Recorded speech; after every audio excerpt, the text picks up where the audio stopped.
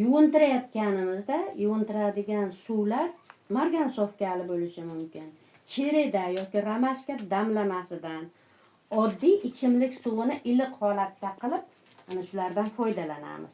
Bolani cho'miltirayotgan paytda xo'jalik sovunidan foydalanamiz. Bint yoki marliga xo'jalik sovuni bilan yaxshilab ishlov berib, iliq suvga botirib bolani tanasini mana shu yumshoq matoda sovunlaymiz.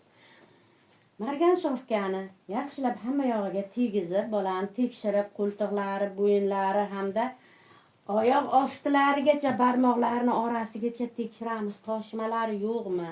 Burmalarda qizarishlar bo'lmaganmi? Ana shunga qarab mana shu suvlardan foydalanamiz. Barchasidan foydalanib bo'lganimizdan keyin iliq ichimlik suvidan oqirib olib, bolaga tayyorlab qo'yamiz 2, 3, 4 ta narsalarni.